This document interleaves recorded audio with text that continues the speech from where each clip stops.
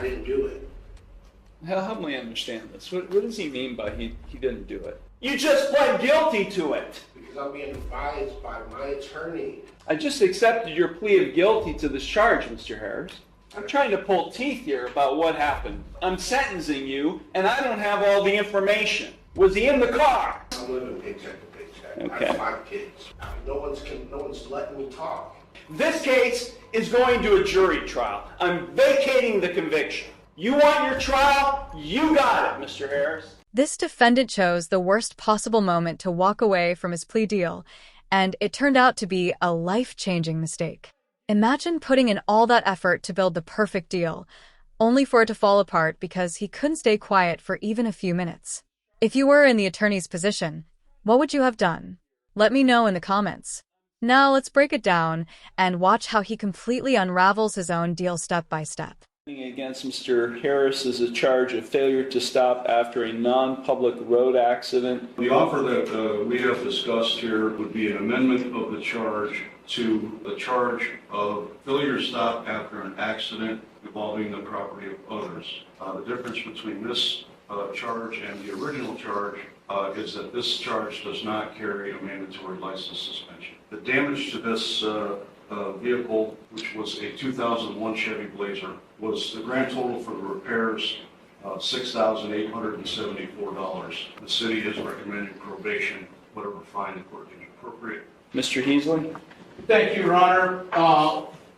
He very much wishes to resolve this matter, Your Honor, along the lines of the stated plea offer, although he is aware that this court does not have to follow such plea agreement.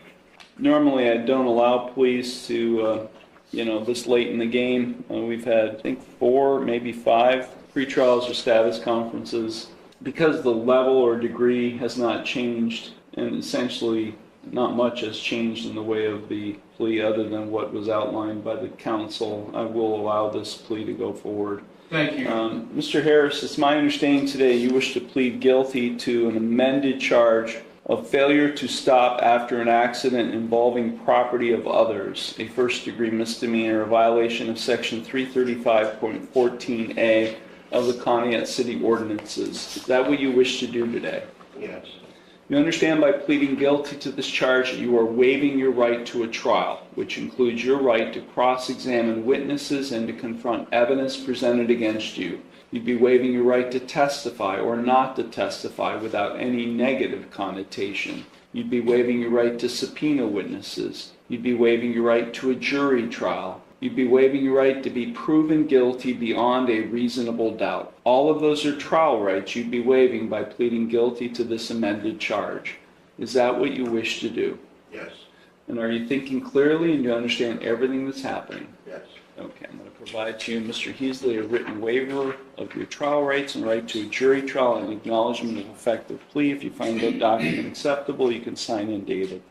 Harris and myself have executed the waiver of trial rights and right to a jury trial and acknowledgement of effect of plea in this instant case, handing it to the bailiff. Thank you very much. The court does find that defendants, as I indicated, will allow the amendment to go forward. I do find the defendant's plea of guilty to the amended charge to be knowing, voluntary, and intelligent. The court will accept the guilty plea to the amended charge, and I will therefore find him guilty of the amended offense. We will now proceed to sentencing. Mr. Heasley, is there anything you or your client would like to say at this time before I impose sentence? Thank you, Your Honor. My client, as indicated earlier, does wish very much to resolve this matter, and that basically what influenced the decision not to go to trial, which of course belongs to the defendant rather than counsel. We're aware that there is restitution to be made in this matter, and hopefully that will not be a problem. And he's aware of the possible sanctions that come along with this offense. We would hope that the court not suspend his driving privileges if possible.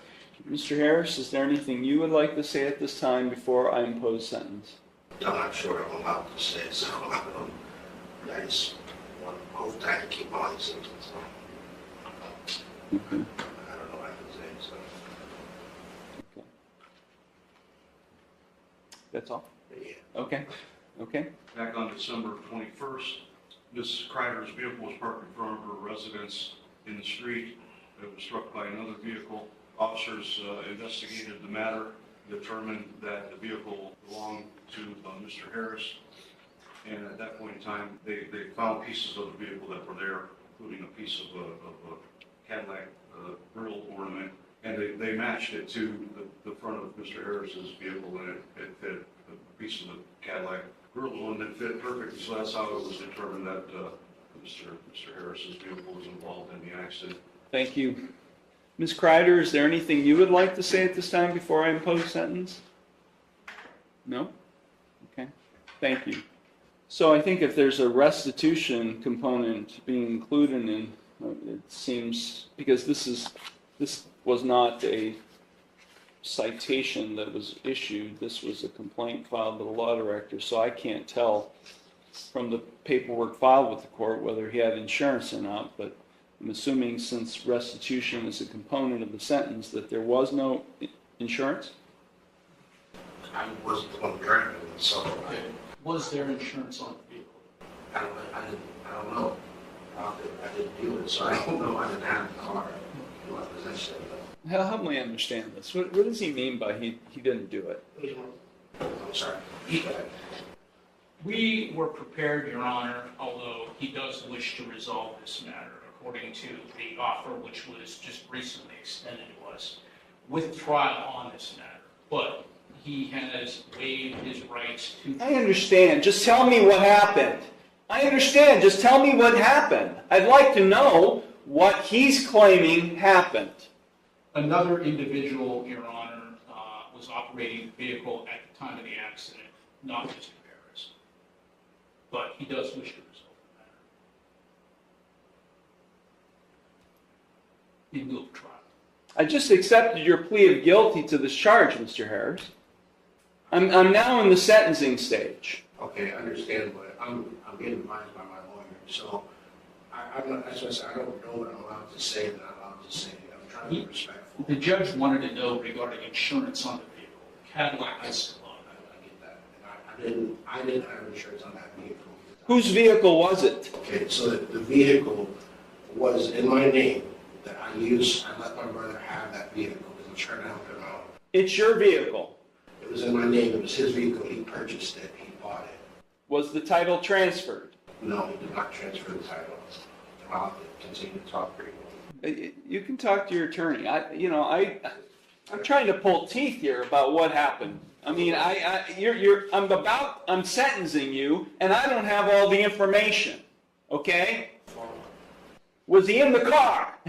I feel like I'm cross-examining him. Was he in the car at the time? No, sir. Okay.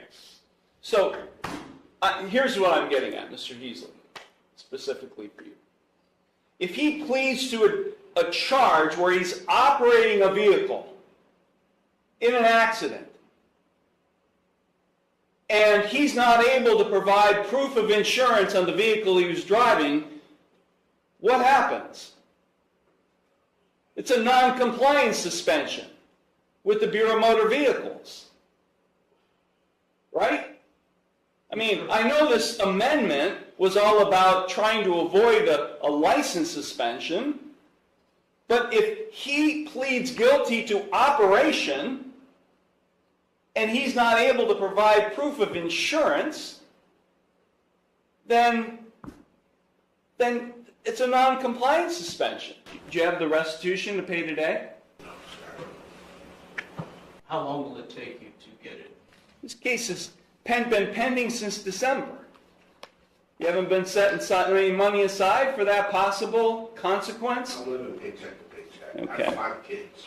I'm sorry, Mr. Harris, I'm but take a look behind you. I didn't do it You just pled guilty to it. because I'm being advised by my attorney. I asked last time I was here, I asked if I could talk. No one's letting me talk. Well, we've got an appeal issue right now.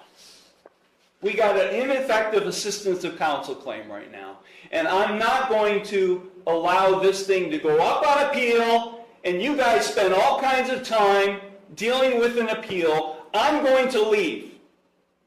And you guys are going to talk about this, and then we're going to resolve it, because I'm not sentencing right now. Because I'm not going to allow you to waste your time having to deal with an appeal on an ineffective assistance of counsel claim. This case is going to a jury trial. I'm vacating the conviction. This case is going to a jury trial on Thursday. You want your trial? You got it, Mr. Harris. This case is being vacated. I'm sorry, Ms. Kreider. This case is going forward to a jury trial. I'm vacating the conviction, and we are not proceeding the sentence. Unfortunately, the judge ended up turning off the Zoom live stream, but don't worry, I always follow up on these cases. This defendant actually took it to trial, and it didn't go well for him. He ended up with a suspended license and up to a year of probation. This is a perfect example of why you should always listen to your attorney. They're trying to help you, not hurt you. Let me know in the comments. Do you think his attorney was sabotaging him, or was this guy just making terrible decisions? Follow for more interesting videos.